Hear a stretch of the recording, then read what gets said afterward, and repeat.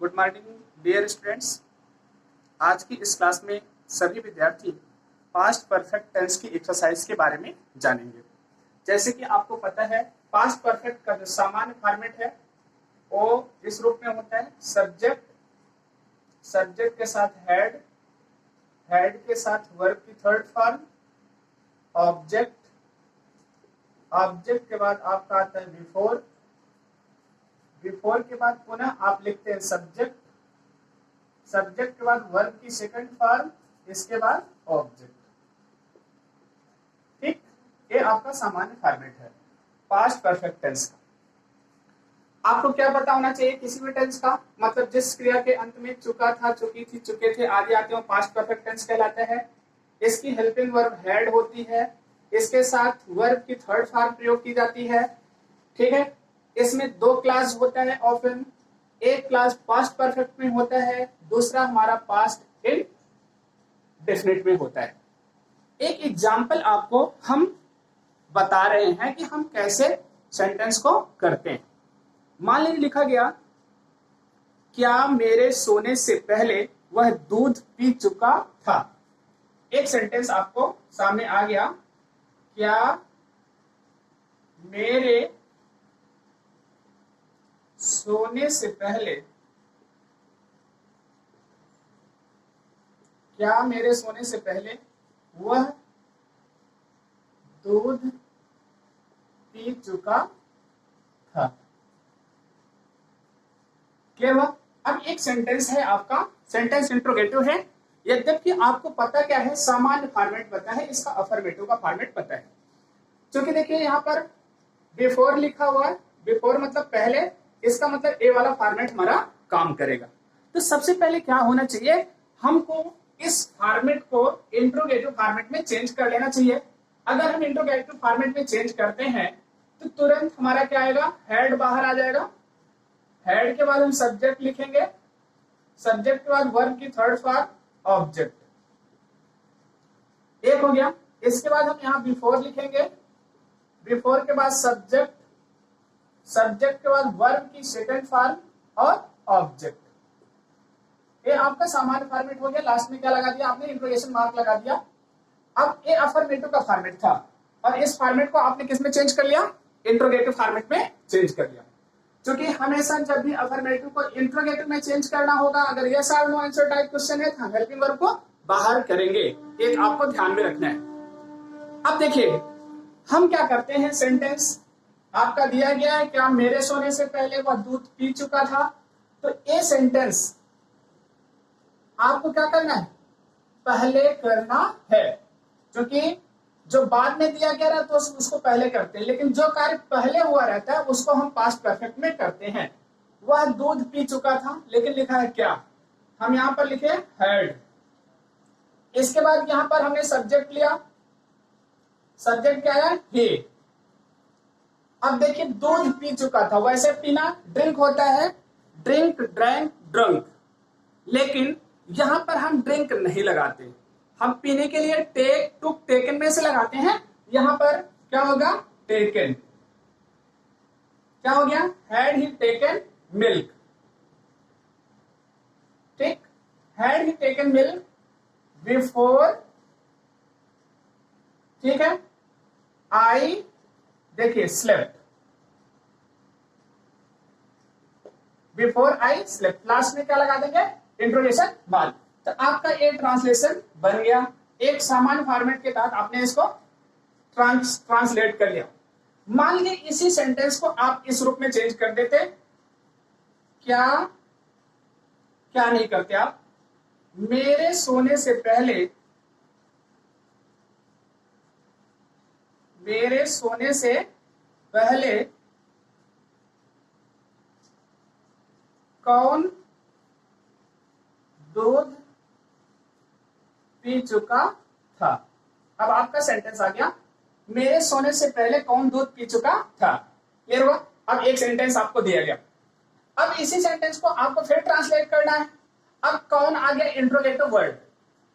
तो interrogative word का जो हमारा फॉर्मेट होता है, आपको पता है कि हम क्या करते हैं, इंट्रोगेटिव वर्ड के फॉर्मेट में अगर हम चेंज करते हैं तो यहां पर हम WH वर्ड लिखते हैं।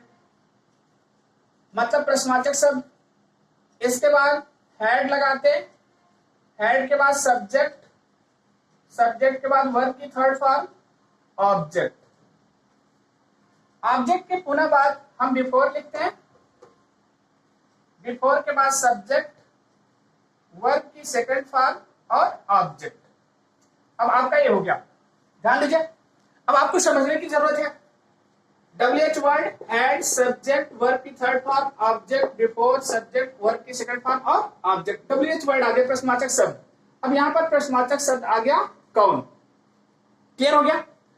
तो कौन की इंग्लिश हम क्या लिखेंगे? हु। देखिए हु एक क्या है, स्पेसिफिक वर्ड है, ये सब्जेक्ट का भी काम करता है और इंट्रोगेटिव वर्ड का भी काम करता है। हमने यहां पर लिखा हु हैड, क्या हो गया? Who had.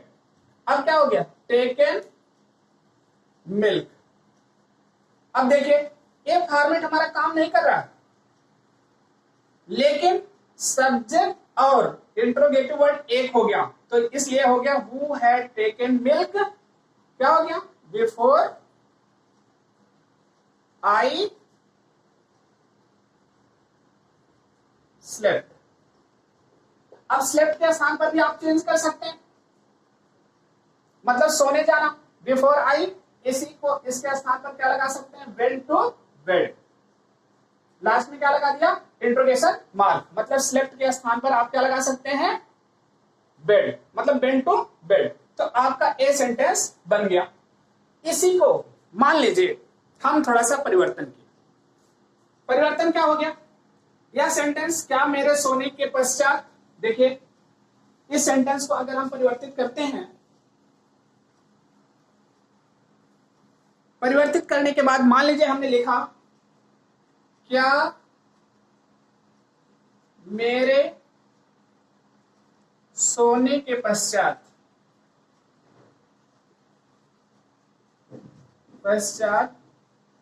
उसने दूध पिया।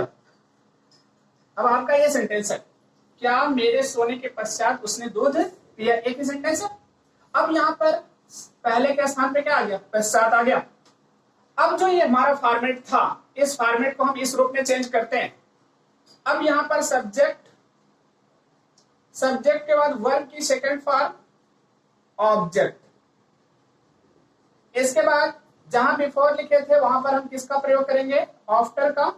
सब्जेक्ट, हैड, वर्ब की थर्ड फॉर्म ऑब्जेक्ट। ये तो हमारा सामान्य फॉर्मेट हो गया, लेकिन अब इसको हमको इंट्रोगेटिव में चेंज करना है, तो अब यहां पर हम डेड लगाएंगे सबसे पहले। डेड के बाद सब्जेक्ट, वर्ब की फर्स्ट फॉर्म ऑब्जेक्ट, ऑब्जेक्ट के बाद यहां पर हम आफ्टर लगाते हैं। आफ्टर के बाद सब्जेक्ट, हेड, वर्ब की थर्ड फॉर्म ऑब्जेक्ट, लास्ट में क्या लगा दिया? Interrogation mark.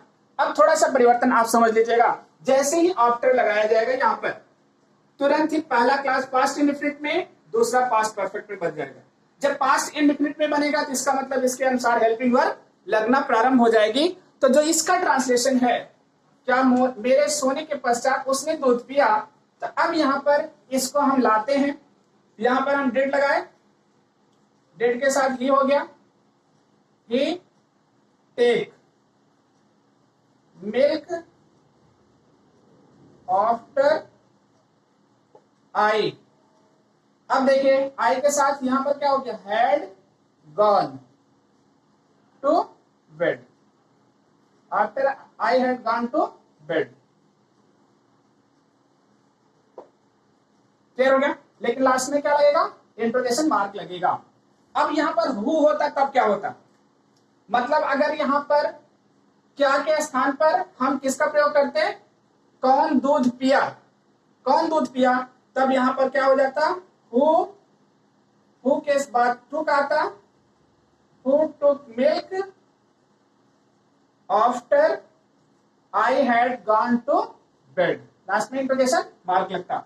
अगर हु के रेफरेंस में होता तो क्या करेंगे आप लोग? पास्ट परफेक्ट टेंस की इन सेंटेंस पर आधारित अथवा ऐसे ही ट्रांसलेशन बना करके आप लोग क्या करिए, सीखिए। ये आपके सिंटैक्स में भी काम आएगा और ट्रांसलेशन में भी। Okay, thank you for this class.